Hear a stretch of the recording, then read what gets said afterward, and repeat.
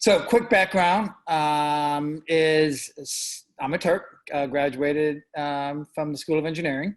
And probably about 5 years ago, just began to get re-engaged with the community that I love. So worked with Lottie. I'm on the board of the Dingman Center of Advisors, and I teach a course called Entrepreneurship, but basically Business Management 461 for anybody looking to take the class. By day, I work at a venture capital firm that does super early stage cybersecurity and data science investments. So that kind of covers the bulk of my relevancy here.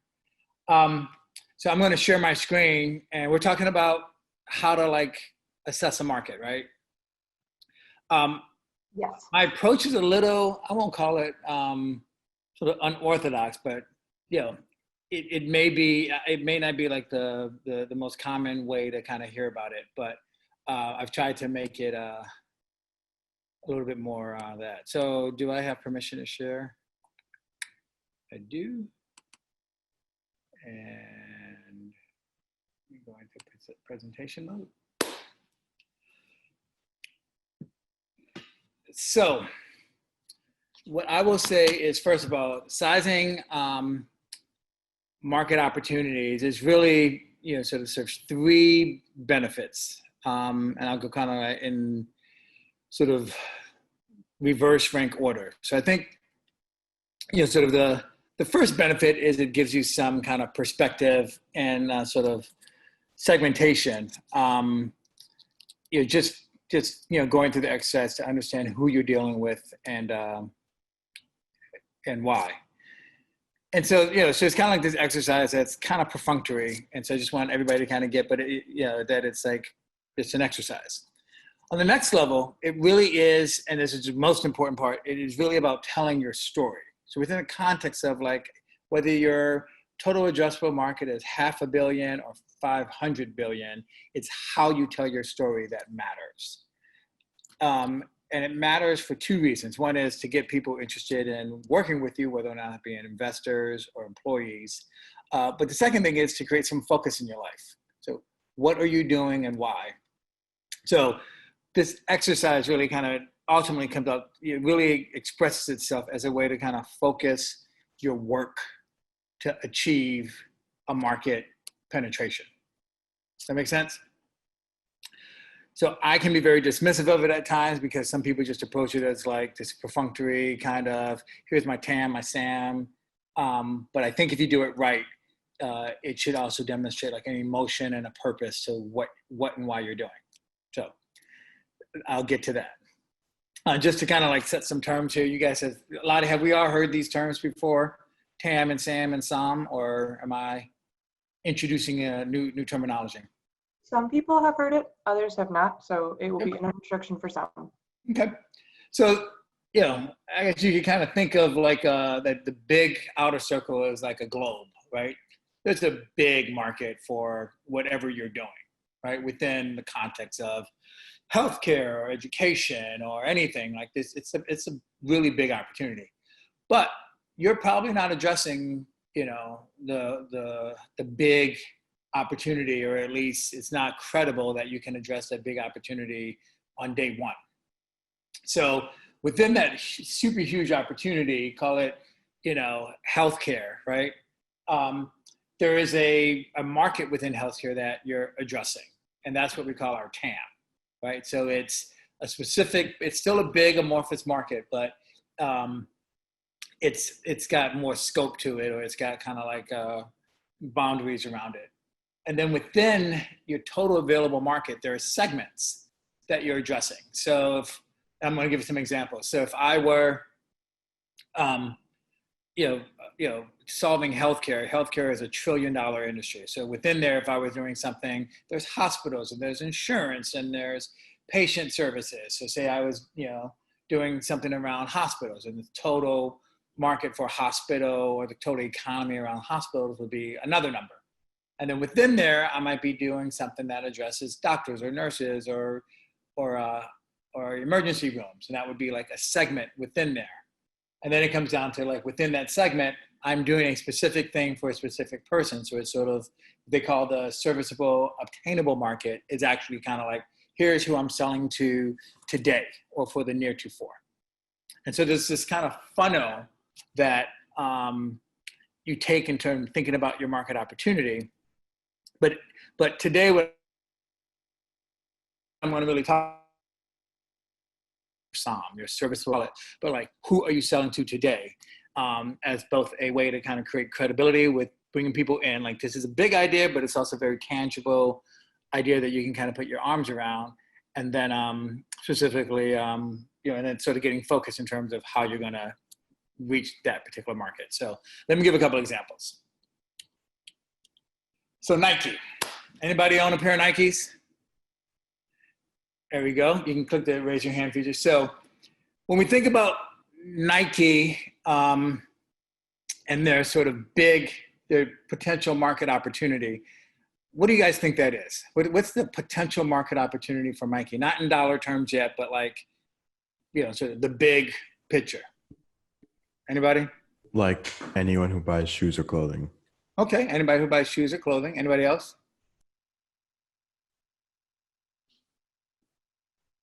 Well, so you hit it right, clothing and shoes, but really the global market opportunity for any kind of clothing or apparel is almost $1 trillion, a $750 billion market, right? But Nike's only a small part of that. Nike is in the sports apparel market. Maybe you can argue Kohan, they happen to own Kohan, if nobody knew that. You could argue Kohan breaks that mode a little bit, but for the most part, Nike, is in this $167 billion market. Anybody, how do you guys think about, like, if they're in this market, what are the segments that they serve?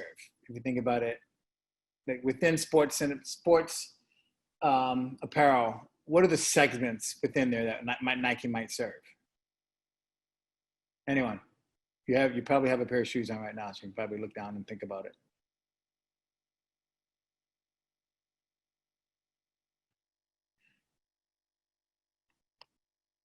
Hang on. When I think about Nike, I think about running and basketball specifically, if that is what you were looking for. Yep, who said that? Okay, Harrison. Thank you, Harrison. Okay. So running and basketball, anybody else? What's another segment? That covers like kind of two of the big segments that I think of them for. When I think of Nike, I think about their "Just Do It" slogan. So the motivation behind the brand and kind of like what they promote for people who wear their items. Yep. Okay. I like the branding. They're bringing the branding into there. It's a general market. One more person. I do like. Thank you very much.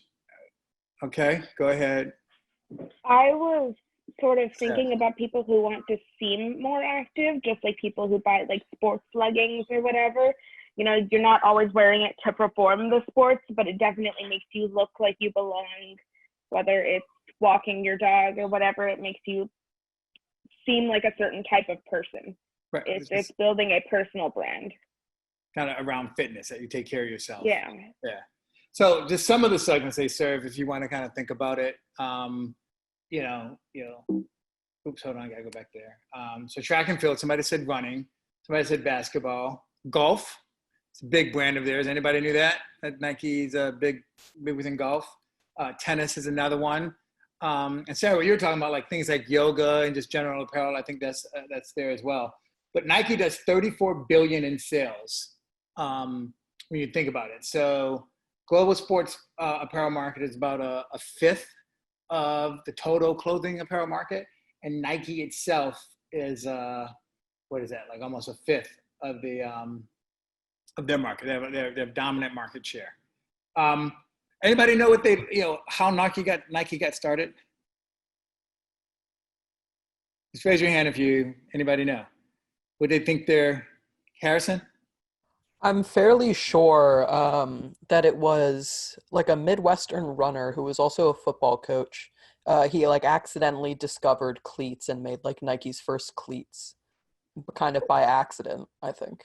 It was definitely accidental, very close. And it was running, but This is the very first shoe that Nike created. It's called a waffle shoe. And basically, one of the co-founders was, I think they were both coaches at Oregon. Phil Knight and him were coaches at Oregon University of Oregon. And he was literally looking at the waffle machine that his wife made waffles with, and was like, I wonder what that would look like for a shoe. So he took polyurethane and put it in the waffle and created kind of this insole, and Nike was born. What do you think the market is for a waffle shoe back in 1972? How would you guys think about the market for a waffle shoe in 1972? Pretty much non-existent. Non-existence. Anybody? Okay, yep. It was. Anybody else? Do you think shoe companies were non-existent? Who do you think existed before Nike? Like, who do you think were brands that maybe were around in 1970? You probably have some on today, just because of how history repeats itself. You probably have on some retro brands today. Anybody think? Maybe. Go ahead. Like Adidas, maybe? Yep.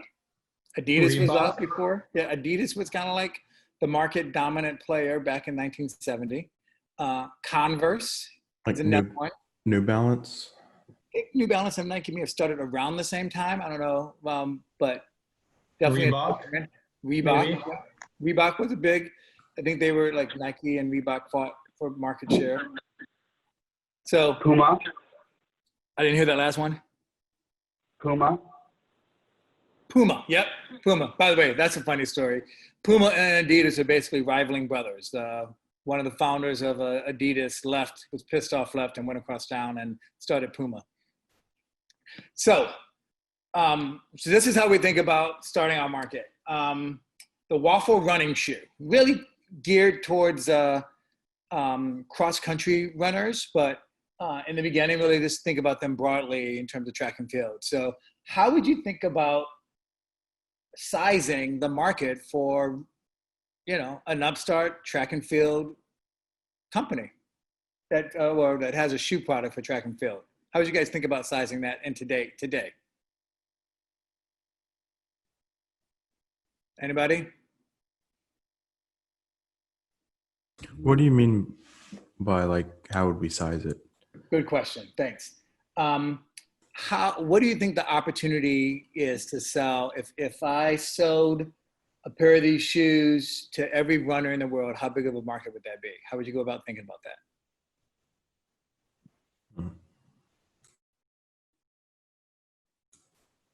Just throw out some. I think you would first have to think about, I guess, trying to size your market in terms of how many people or how many runners there are, and how many people you can access with your shoe. Yep. So you would say there are 60,000 NCAA track and field athletes today. And I was shocked at this statistic when I Googled it. 1.1 million high school track and field runners? Who knew?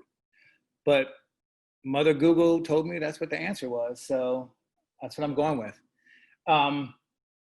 So if you took about that and you said, hey, these are $30 a piece shoes, they're probably more now, but when I ran track, they were like $30. You would be at a $35 million, sort of serviceable, I can't even say it, SOM, but serviceable, obtainable market. Meaning if I was able to get to every, sort of track and field runner, so we're not talking casual, but these are people who are, sort of doing that. This is what my market would be. And in the very early days of Nike, they sold them out of the back of their car at track and field tournaments. So bring it down to serviceable market. So can I believe it? Today, let's double my price tag and call it a $70 million market. So a $70 million market is a pimple on an elephant of a $34 billion company that it grew into be, which is still roughly a fifth of their overall market, which is still roughly a fifth of the total world. Let's do another one. Under Armour. Anybody got a pair of Under Armours on today? There we go. Thank you. So again, do you guys agree that it's their total potential market is also the clothing and apparel market? Okay. Do you guys also agree that their total TAM within that is the sports apparel market like Nike? All right. So what are their segments or their serviceable addressable markets? Are they the same as Nike, or are they different when you think about Under Armour itself as a company, who they're going after? What do you guys, when you think of Under Armour, like what sports come to mind or what markets come to mind? Football primarily. I don't know. I think it's the Terp founder was a football player. Yep. So football, that's what comes to mind for me first as well. Anybody else? I think a little baseball too, because I think Bryce Harper is for Under Armour. Okay, baseball, I agree. I also had Steph Curry because of basketball, so basketball and baseball. And then I put in lacrosse. I think they have a fair amount of marketing. Now, Under Armour also has this, like, I actually don't know how big of a market it is for them, but they have one of the, they've crossed over into another category outside of like traditional sports. Anybody knows what that is? Well, I know they also manufacture like clothing for like and shoes for like military boots and like police boots and stuff like that. So they do outside of like sports. Yeah, I think of that as like, can you think of what market that is that they do that for? I wouldn't know what to call it. Anybody else want to take a guess? Something along the lines of like a government contracting with the military and the police. No, it's not. They don't. I mean, they might sell directly to those, but they have a whole like kind of consumer play around that. They have a whole hunting line of apparel and clothes, which I never would have thunk of before, but it's pretty big. It's sort of like, REI and a couple other brands out there that are kind of like outdoor sportsmen brands, and Nike, and Under Armour kind of switched over. So when we think about Under Armour though, 5.2 billion in sales, compared that to 34 billion of the juggernaut that they're taking on. But how did they get their start? Oopsie, I gave it away. My animations were out. But how do they got their start doing wicking shirts? Anybody know what a wicking shirt is? Doesn't it stop you from getting super sweaty? Yep. So how big is the market for wicking shirts if you thought about it in today's terms? So you're Kevin Plank, you've created this like wicking shirt. And anybody know what if you're just creating a wicking shirt and it didn't exist before, who do you think the market is? Who's buying them? Who's using them? Probably like people who are not afraid to try something new, like the early adopters. What do those early adopters do that they would buy it? Because they're early adopters for different products. How do you probably like something super active where people would be sweating, like because it's not a trend for the average person to wear moisture wicking yet. Right. So who sweats a lot? It's in whose interest to athletes. Professional athletes. So they were doing it for competitive professional athletes. So he probably, in today's terms, had 600,000 college and professional athletes to go over. The NCAA is about 500,000 and professional athletes are about 100,000. And I did all this by Googling last night to kind of get there. And so the way we would think about it is, it's a $21 million market if all of them just bought one shirt. You can probably add to that you probably wouldn't just buy one.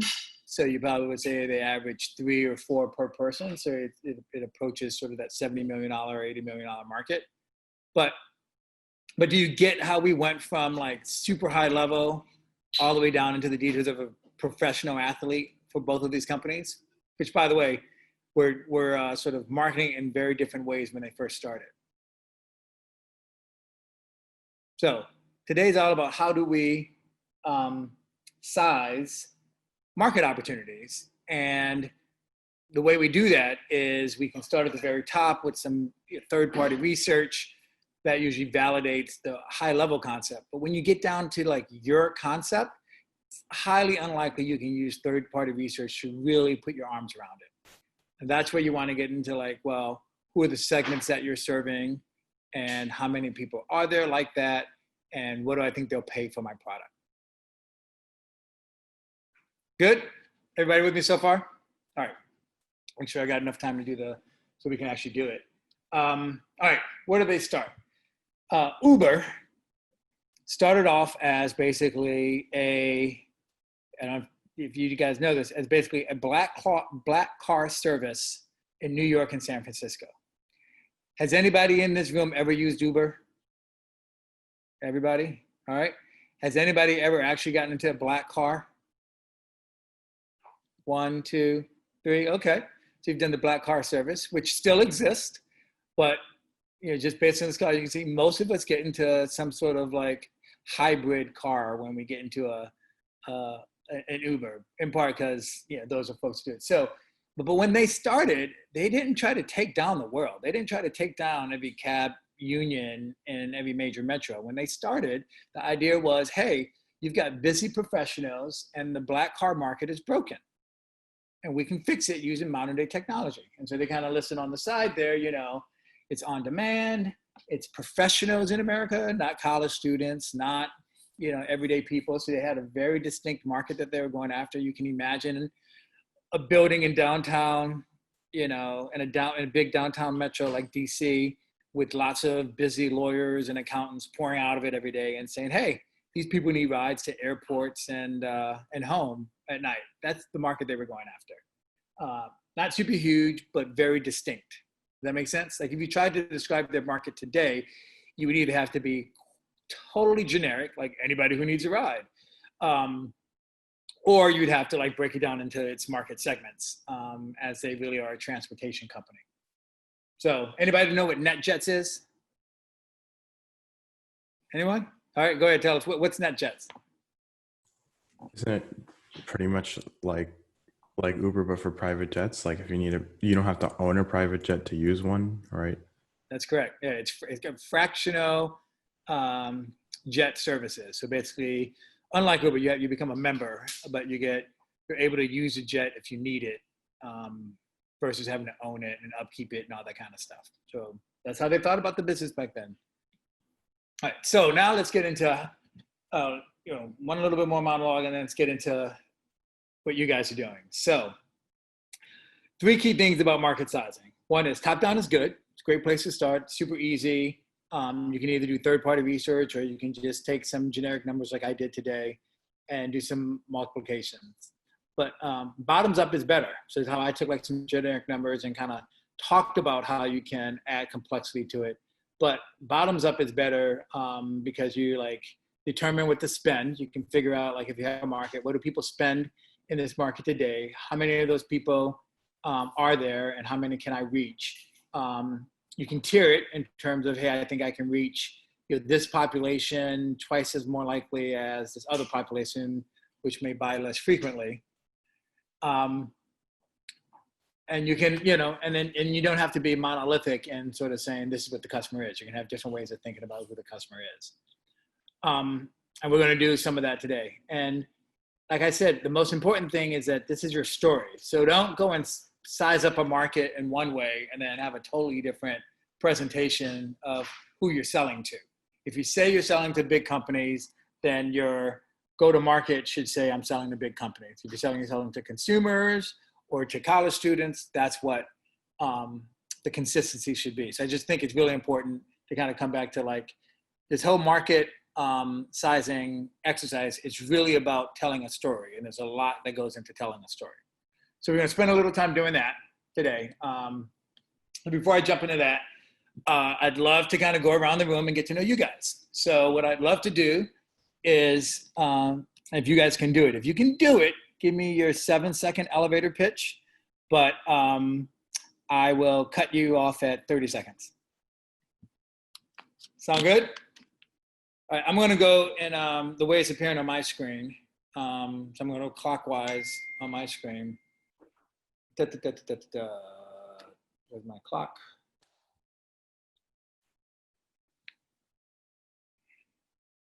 Okay. Harrison, I think. Go ahead. What do you, tell me, name and what you're doing.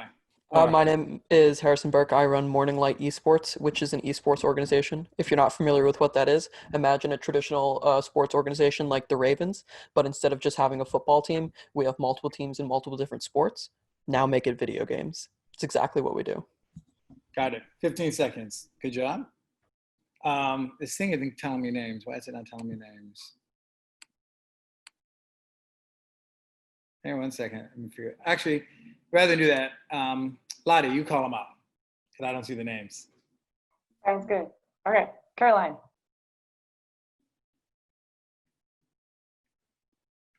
Hi. Sweet Sweet Caroline is a baking business that specializes in custom gluten-free French backgrounds, but also cakes, cupcakes, and other desserts that are special for parties, engagements, and corporate events and just different parties. Okay, I don't know if everybody else had this problem, but I couldn't hear you. Like it was a mic issue. Something's up with your mic. You want to like check your audio? We're gonna come back, but go ahead. Camilo. Hi, my name is Camilo. My business is Blunt Logistics, and we're trying to build a drone logistics network to provide delivery services for a wide variety of businesses, from food to small clothing stores and anything like any local businesses. Got it. Okay, 12 seconds. Mohil. Hey, I'm Mohil. Maurice, we talked a few times before. I'm founder of OcuClips, a universal clip-on cushion glasses attachment that alleviates discomfort for glasses wearers when they wear over-the-ear, on-ear headphones or helmets or outerwear. Got it. 18 seconds. Good job.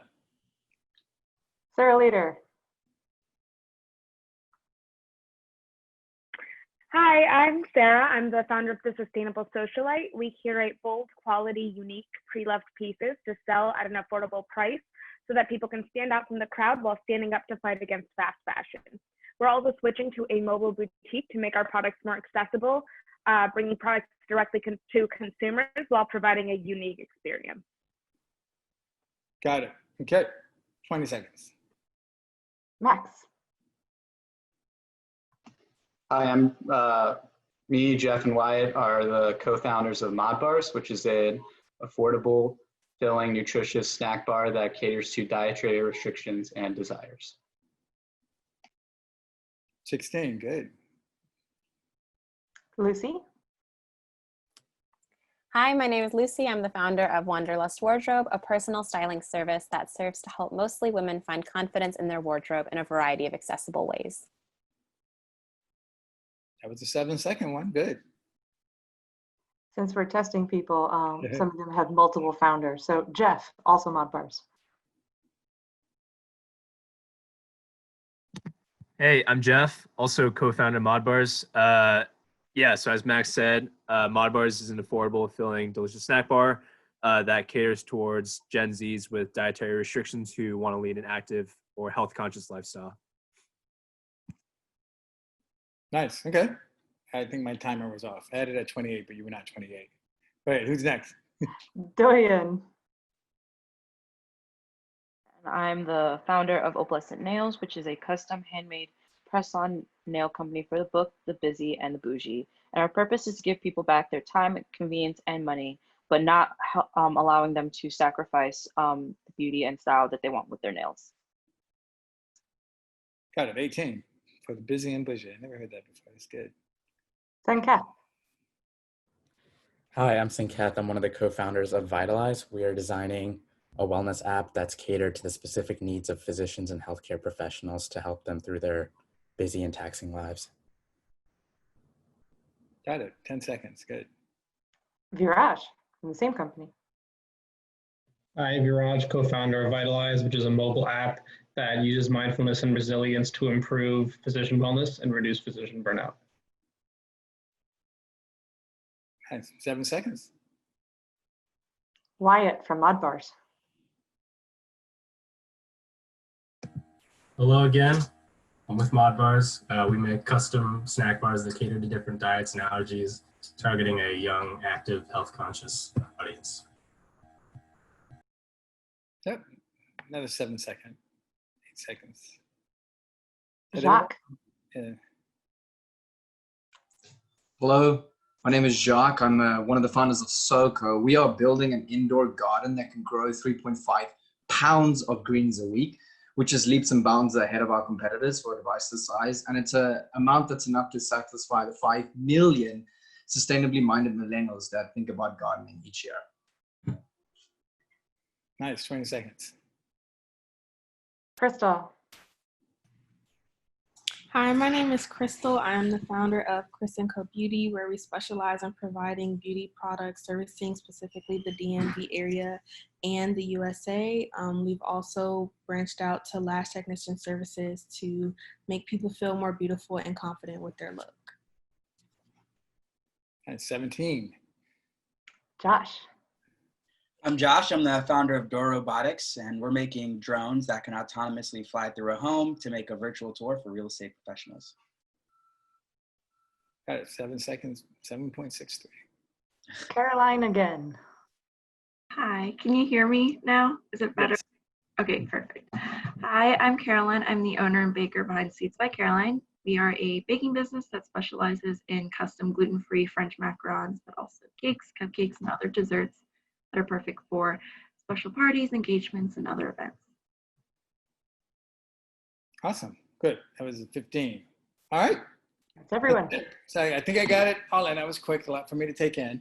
But what I want you guys to do real quick, some of you already know this because I heard it in your pitch, but who are your customer segments? Go ahead and write them down. We don't need to share, but we're just building an exercise here.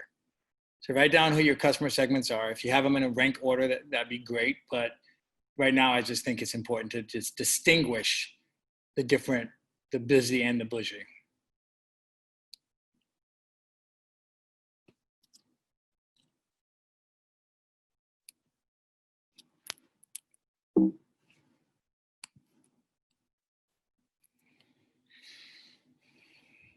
All right, raise your hand. Do you guys know how to use the raise your hand feature? Good. At the bottom, where I think it's in the chat. If you click on chat, or is it chat or participants? Anyway, there's a thing that says raise your hand. You click it when you're done.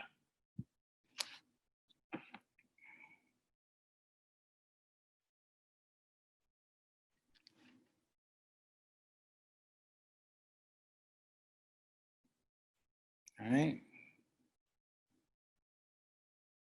If you don't know how to use it, raise your physical hand so we know.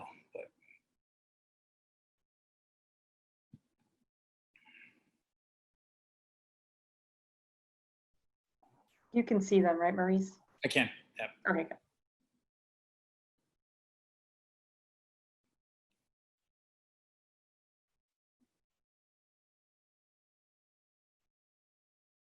So Harrison, Christo, wait. Who are we waiting on? All right, a couple of people are still working. I'm gonna go get a glass of water while we do this. I'll be right back.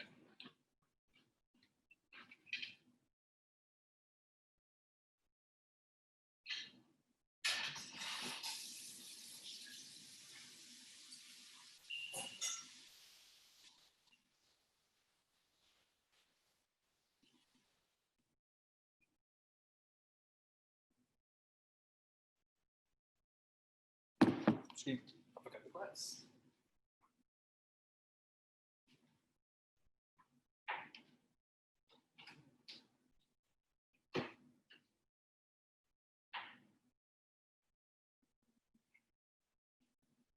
All right, let's keep it moving. Anybody struggling? We've got a couple of folks who haven't raised their hands. So anybody having a hard time?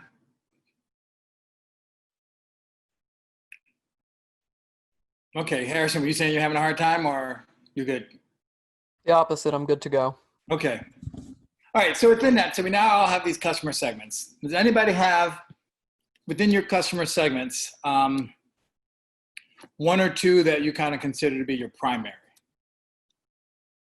All right, it's important that we need a beachhead if you're going to do this, but by no means am I limiting you to just one or two. But I will say this, when you get operational, if you try to sort of market to multiple segments with the same message, it's like marketing to nobody. So you want to make sure that when you get to marketing to people to engage them in your product, that you've picked out somebody that's really important to you, and we kind of work through this exercise. So everybody picked out somebody that's really important to them? All right, everybody go ahead and lower your hands, and then what I would say is it's 12:40 now, so I want to do a quick run through. I just want you to yell out sort of 2-3 word description of your most important customer segment at this stage. Lottie, will you call them off? Everybody unmute so you can just yell it off as she calls your name. Right, from the bottom up. Caroline. Wedding and event planners. Okay. Josh. Real estate photographers. Okay. Crystal. Young women living in the DMV. Young, how do you define young? Between the ages of like 17 to 24. Okay. Jacques.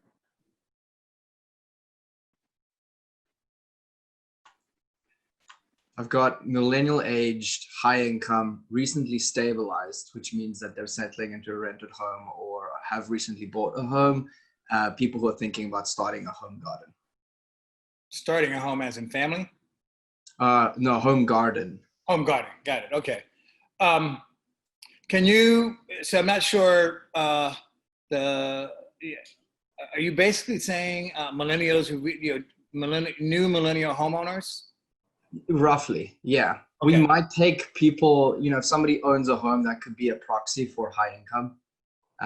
But the real important part is that they are thinking about starting a home garden. And I found a lot of research that says that there's actually quite a lot of people who are nowadays doing that. It's a big YouTube channel too, big YouTube segment. Yeah. Okay. All right, keep going. So for Vitalize, it would be about 4,000 either non-profitly owned or for-profit hospitals in the United States, out of the about 6,000 total hospitals in the United States. Okay, so is there a segment? So how do you define the segment? Like, so it's right now we're rather early stage, but I'm going purely on ownership. So about 6,000 hospitals in the United States. I'm kind of breaking that up into 3 segments, one being for-profit, one being nonprofit, and the third being either public, state, or federally owned hospital, whether that be like a VA hospital or a state and local county hospital. So it's kind of like anything that's public, which is the about 2,000 I didn't mention, and then either private or nonprofit owned, which is not publicly owned, so like privately owned, even though if they're like in a nonprofit business plan. Okay, and so which one of those is your top pick? I'm kind of grouping the for a nonprofit. It's just not owned by a government entity together. Non-public hospitals. Non-public hospitals, essentially, yeah. All right. I don't know if that's how I would segment it, but we'll get into that as we go through it. Sure. All right. Keep going. Sankesh, did you have the same answer or different? You're mute. Yeah. So I actually took more of a consumer approach to it. So Viraj did it from like the administrative of how we're going to implement it. I took it from the consumer, like who's actually going to use the app. So I said physicians who are looking to improve their wellness, or actually younger generations, like aged 20 to 40, med students and residents who are looking to incorporate wellness behavior into their daily lives and improve professional satisfaction. Okay. For today, which one do you want to pick? The young ones or the? I'll do. I would say Suncats. It's a question of who we're actually selling to. Well, no. I think this is good that you guys do it 2 different approaches. That way you guys can kind of like see the differences in how you think about it. Yeah. But I think it's healthy for you guys to think about it this way versus working on the same problem together. So what I would say is, so Sankit, either pick the residents or the established doctors, but they're very different people. So just pick one. You don't have to. Okay. Yeah. All right. Let's keep going. Wyatt. Yeah, young, active, health conscious, and or dietarily restricted. That's a word. Which one is it? So we mainly market towards like Gen Z. We have like a Gen Z sort of humor to our marketing, and then our product caters to dietary restrictions. Right. Yeah.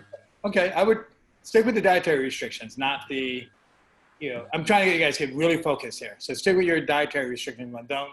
Don't, less is more. That's what I'm trying to get. Okay, let's keep going. Jeff, same thing, different thing? Yeah, I guess college students with dietary restrictions, if we're getting like even more specific.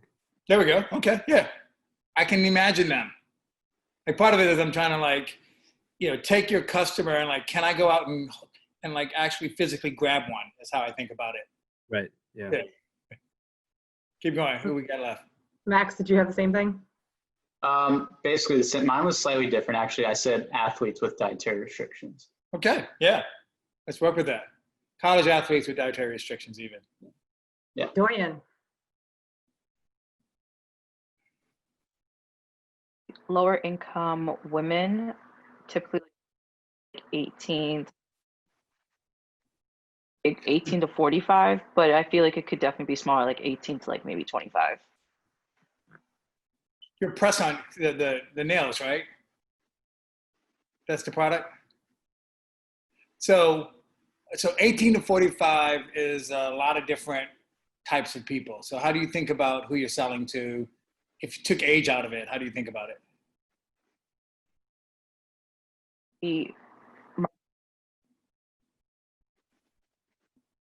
Not necessarily lower income. I was trying to come up with like a better word, but like people who want to save more money.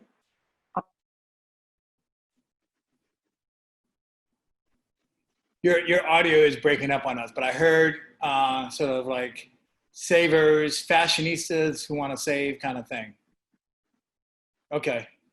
Any more left? Yes, a couple. Lucy. My target market is professional women between the ages of 22 and 60 that are interested in self-development. Professionals between the age of 22 and 60? Yes. That are interested in self-development. Is that what you said? Mm-hmm. What is that? What does self-development mean in this case? So for like my marketing efforts, I've been trying to focus on women who maybe like purchase self-help books and are interested in kind of growing themselves in different aspects of their life. I got it. So it's really not about age. It's about people who want women who want self-development or who purchase self-development content. Yeah. Okay. You don't always have to have like the classic 18 to 25 okay. thing. Yeah. All right, go ahead. Sarah later. No, Hi. Yes. Environmentally conscious college students. Okay. Mohil?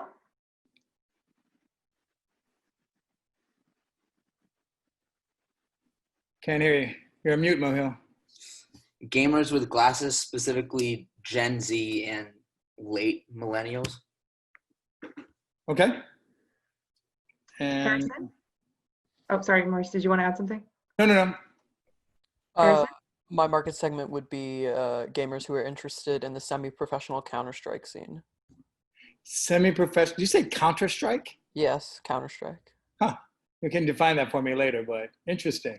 Will do. Camilo.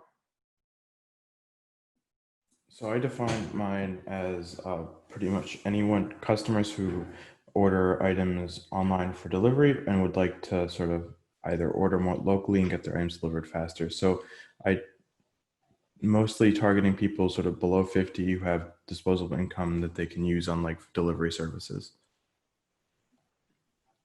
Got it. Okay. So people who want delivery only faster.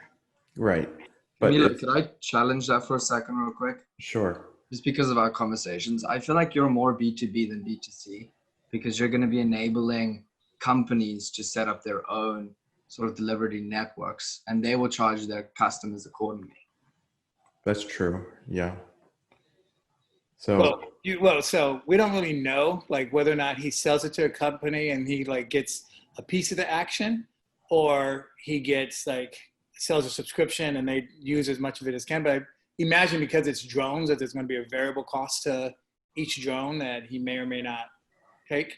well, So if he's looking at the overall demand, it doesn't matter. Like, here's my end market, but I sell through companies. okay. Plus, Jack, I want him to have a bigger, compelling story. Anybody else left? And I know we That's got everyone. 10 minutes. Okay, so the next slide, I'm not going to have us do it. Well, I don't know. Maybe we will. So I want you guys to start thinking about it. So you've got these customers. This is kind of a way to kind of get a little bit more specific, to kind of help you kind of think through who they are. And so you've got a value proposition, right? And most of us as entrepreneurs think about our value proposition first. But what you really want to be thinking about is what the customer gets from what you're doing, so that you can actually develop your value proposition around the customer needs. So this is one that articulates as gains, pains, and what the actual job is. So by jobs, that is like, what does the customer need to do to kind of fulfill their benefit? So like if you take nails, well, part of the nails is like, well, like they need to be convenient. They need to be easy to put on, take off. They need to be fashionable. They need to come in different colors to kind of match my clothing. But if you think about what is the gain, well, when I have them, people compliment them. I feel good about who I am. The gain is that, I feel more confident and beautiful. And what is the pain? The pain of not having them is that my nails look whack and people comment on them. And, even if people don't comment on them, I notice that I'm just not sort of living up to my perception of who I am. So thinking through wants, needs, and fears is another way to think about it. Wants is the gains, needs is the jobs, and fears is the pain that this customer profile has. Will help you start to sharpen, is it too broad or too narrow of a profile? All right, we have till 1, right? Lottie? Yeah, for some reason my mouse wasn't working. Yeah, you have until 1, and if you want to add a couple extra minutes, people can ask questions, that's okay. Okay. So I'm gonna pause for like 30 seconds for you guys to think about wants, needs, and fears, or gains, jobs, and pain. For this, one of the reasons I was driving for the primary target, right? So like for the VITA, the healthcare app for the wellness professionals, you got, residencies. So what are their wants, needs, and fears, right? Their wants is to like perform at a high level. Their want is to like, serve their patients well. Their want is to be happy and enjoy their life. Their job is to show up, present. Their job is to deliver accurate and ethical healthcare. Their job is, these, and their pains are what? Sleep deprivation, stress, anxiety, those types of things. So that kind of helps you get context around that. Now, if you took that and you applied that same thing to a 45-year-old doctor who's been practicing X number of years, his gains and his pains are going to be totally different, right? Like one of his pains is probably going to be like, don't die, right? Like don't die like every other doctor I've seen that hit 50, right? Like those are the kind of things that, like, as you think about these different messaging components. All right, so we got that. So now I'm not going to do this, but what I would typically do is have you guys rise and say, here's my customer and here's their challenge that I'm going to help them solve. But we don't have time to kind of go around. So what I want you guys to think about, let's write this down real quick. Just write down real quick. I don't want you to like perfect it. What do you do? Write it down. What do you do? You bake. You're a meditation app. You are, whatever it is. What do? You sell nails, right? And we just talked about it, right? Like, who does it impact?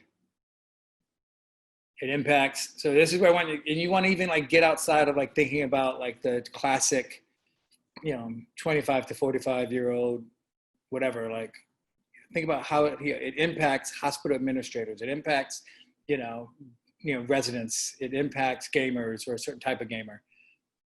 And then I want you to write down, how does it impact them? I have a question. Yes. When you say impact, are you speaking specifically like target audience or like the impact that your brand has on who you're serving? The latter.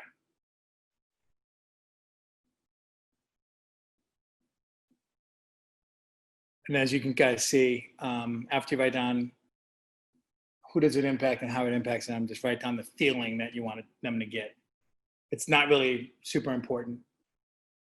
But now that you've written down this impact, and I want you guys to Google how many people in the world have this problem that you just defined.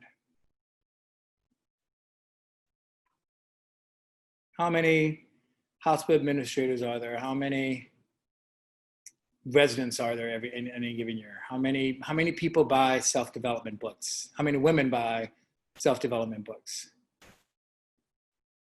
How many people get press-on nails? There's a, you know, they're sold in CVS, so somebody's got a stat.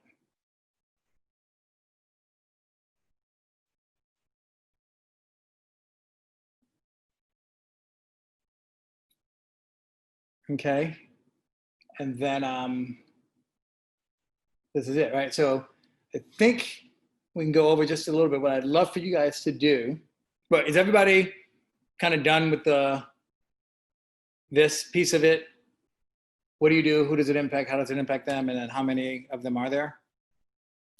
So what I usually like to do is close out by having you like redo your elevator statement. This time, lead with the problem. How many people have that problem and how you solve it.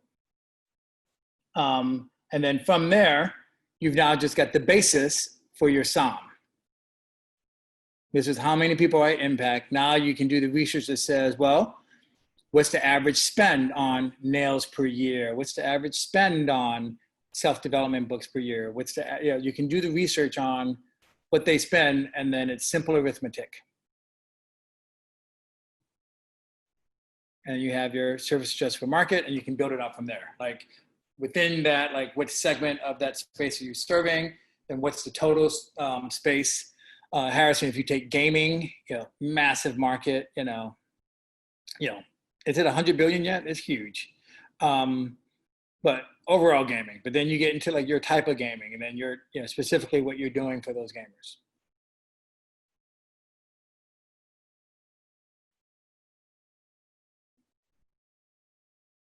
All right. Lottie, as a master of ceremony, what do you want to do? Do you want to do a quick, if anybody has any, do some quick questions, or should we try to do a round 2 elevator pitch? I think we should do a round 2 elevator pitch personally. All right. She's the master of ceremony, so here we go. You call them out. And again, guys, lead with the problem, size it, and then close with the solution. Start with Jeff Sue. Hey, so, right, problem is, past 20 years, there have been an increase in food allergies. More specifically, 10% of US adults have a food allergen, which is like roughly 26 million people. And so the solution that our team has come up with is we provide affordable, nutritious snack bars that cater to individual consumers' dietary restrictions. Got it. Okay, that was really good. By the way, convenience is another piece of your solution. All right, next up. Wyatt.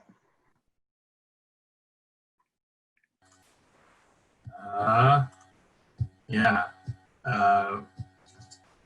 We make custom snack bars that. That's what you do. What's the problem? Well, same. There's, well, 50 million Americans experience allergies each year. So. Okay. Yeah. And then our solution is we make snack bars that cater to those each individual allergies. Boom, there you go. You guys said it just slightly different, but same way. All right, keep going. I'm calling on the same teams because you need to practice it too. Max. Yep, so like Jeff and Wyatt said before, the problem is food allergies have increased in individuals in the past 20 years. The size, the same statistic that Jeff and Wyatt used. And the solution is we provide affordable snack bars that cater to dietary restrictions. Okay, Jacques. So the problem is that people want to have a vegetable garden without the hassles of needing expertise or the correct equipment. The size is, I've identified about 5 million US millennials per year that fit into this category. And the solution is an indoor home garden that allows them to garden without expertise or too much equipment. Josh.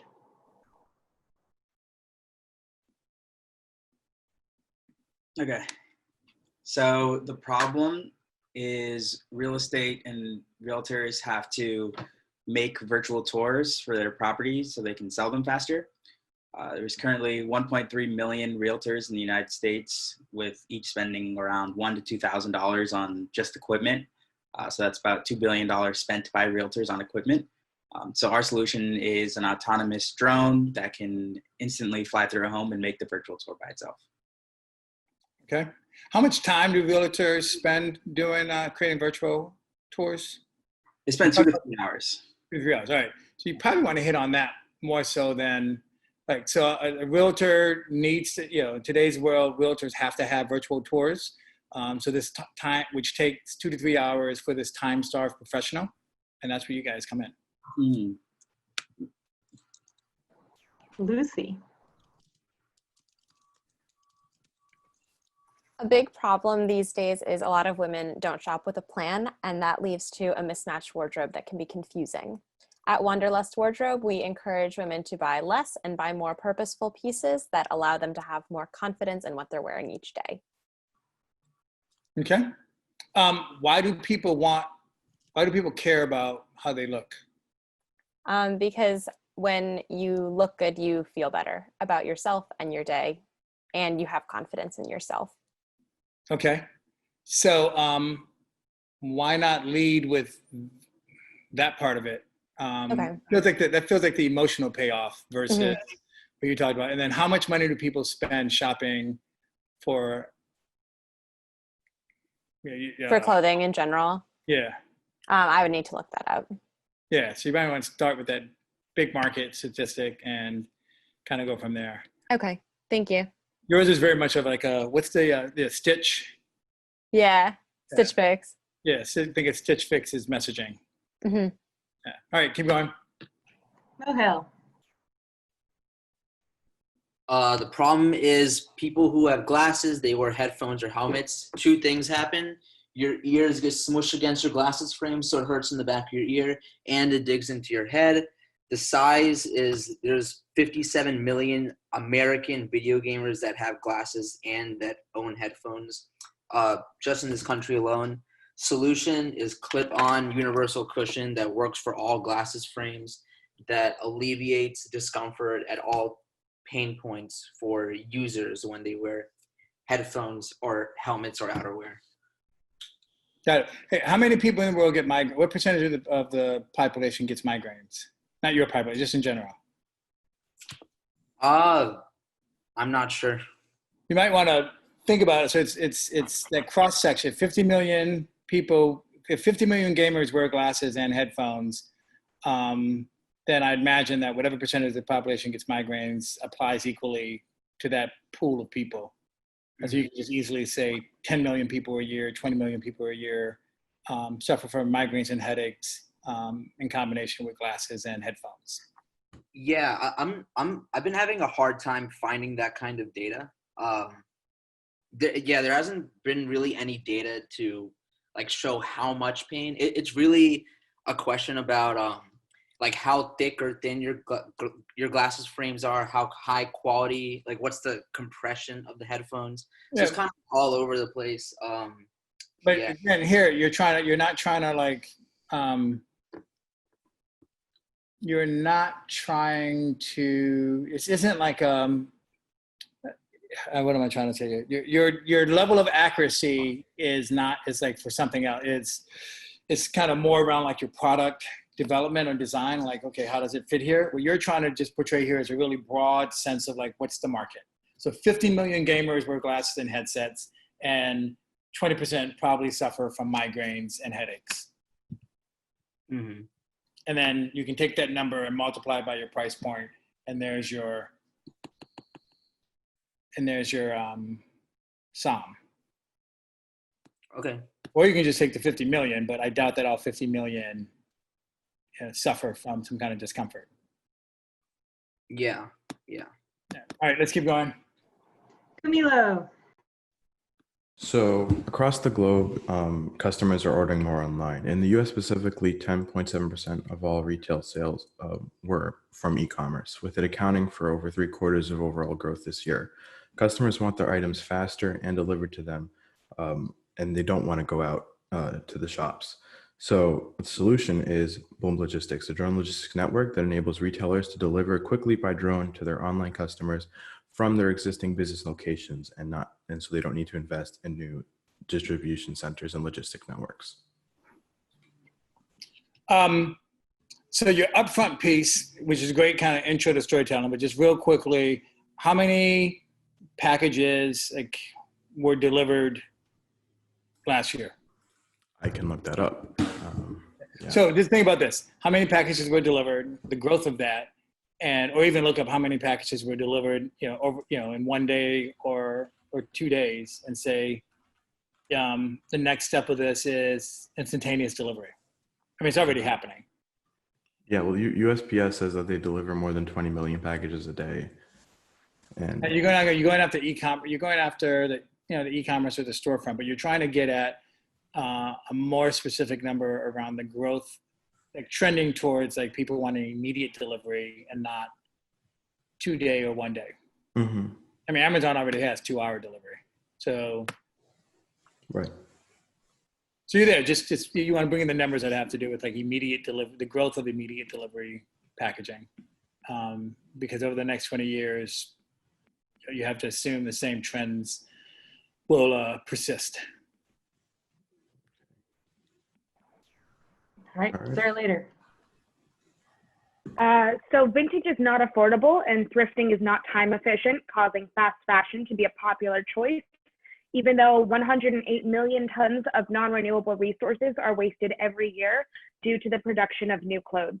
Though fast fashion is popular due to cost and convenience, 1/3 of Gen Zers would prefer to shop secondhand due to fast fashion's environmental impact. We solve all these issues by providing a curated collection of bold, vintage, and vintage style, high quality secondhand clothing that we sell in an accessible and an affordable way. Okay. It sounds great. I would probably coach you to make it more about the growth of secondhand and less about anti-ness of like fast fashion, of whatever you called it. Okay. Right, just sort of on the upside. And then what's that new startup that's like now like big enough to advertise? Thrifty, like some kind of like secondhand clothing store is now running ads. I can't hear you. Hang on. What is it? What's the name? Somebody help me out. There's an app that's now running ads on TV, so they raise a ton of money. That's a secondhand clothing app. Mercari? It's Poshmark. Wait, everybody. Poshmark. No, not Poshmark. Mercari? Nope. It's like either like thrifty. ThredUp. ThredUp. Yeah. ThredUp. ThredUp. Yeah.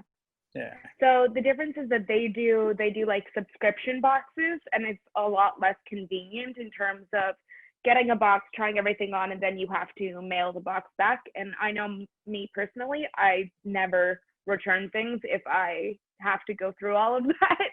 No, I'm not asking. Not okay. There, but just like sort of the focuses on like the the benefits and the growth of how more and more people are shopping secondhand. Yeah, exactly. Okay, cool. Yeah. Doyen.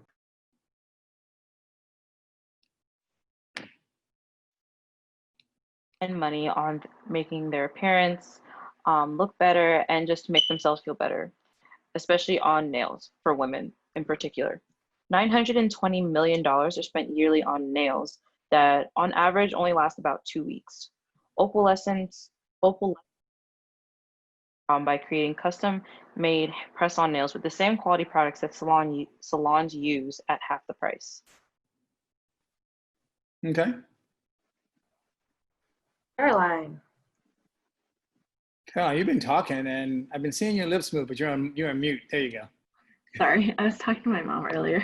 But so it's estimated that over 32 million Americans have food allergies and 1% of the US population has celiac disease. So as consumers today are opting to follow a healthier lifestyle, reaching for more natural and convenient options, Sweets by Caroline is providing people with affordable, custom gluten-free, bite-sized desserts to satisfy their sweet cravings. So who's your target audience on that pitch?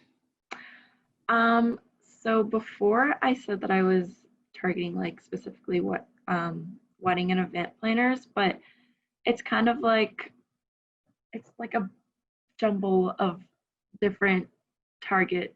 So like people that have celiac disease or wedding and event planners, just like everyday people that have, you know, want to satisfy their sweet cravings. So I guess I'm still kind of like figuring out like what my specific target market is.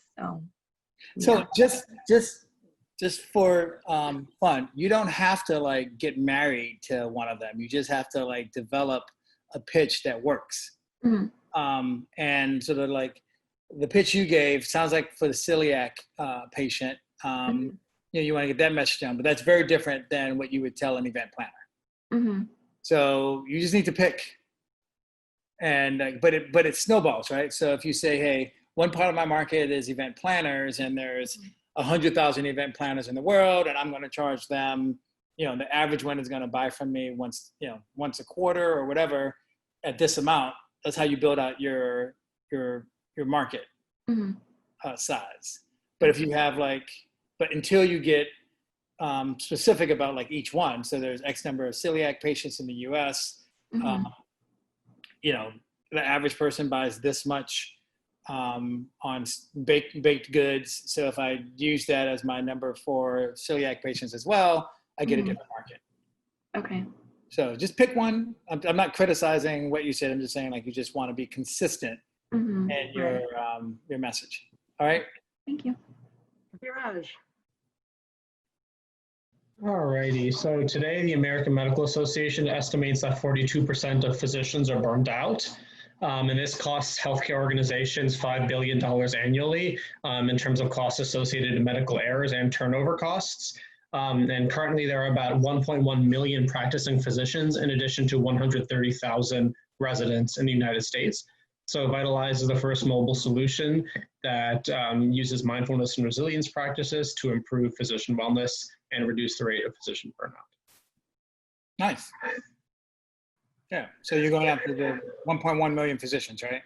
And then the residents as well, 130,000. I mean, it changes over year because it's shifting, but about on average 130,000 residents each year. Yeah, so 1.2 million. 1.2 million, yeah. All right. And Cass. So approximately 42% of the 1.1 million physicians in the United States are burned out, and each year there are about 130,000 residents being trained who are unfortunately going to become part of that percentage in the future.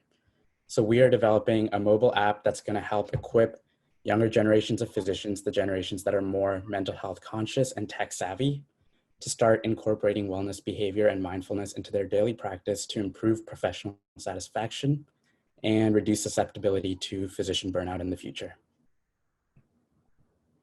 Got it. And by the way, you may pick this, but like within that big C, which is your service or adjustable market, you can still pick residents as like your beachhead, is what we call it. They're more tech savvy, whatever the reasoning you put behind it. Crystal.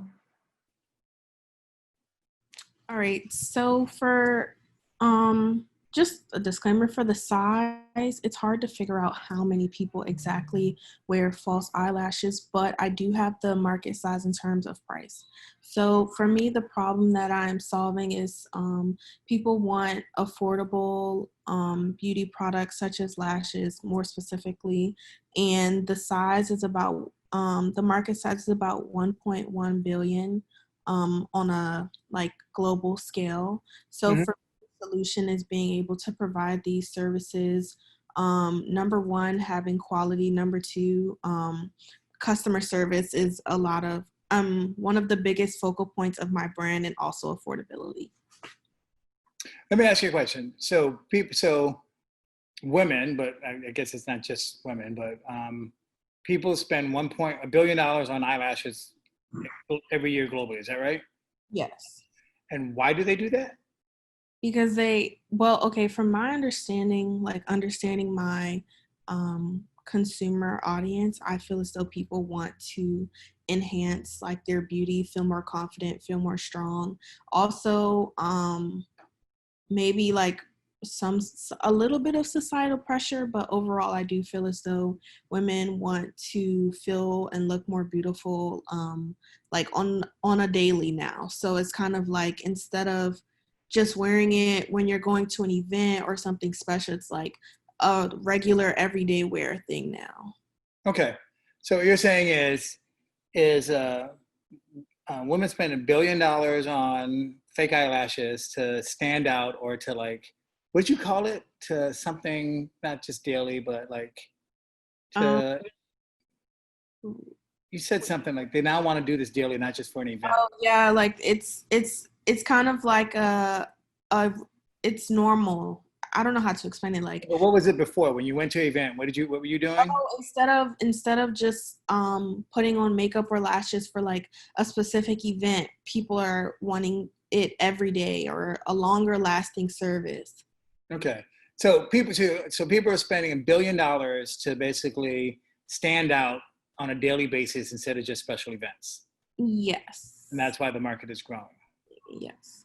But whatever stand out. Enhanced beauty doesn't really punch me in the gut. By the way, this is the power of language, which is like the foundation of what I kind of like, everything comes from for me.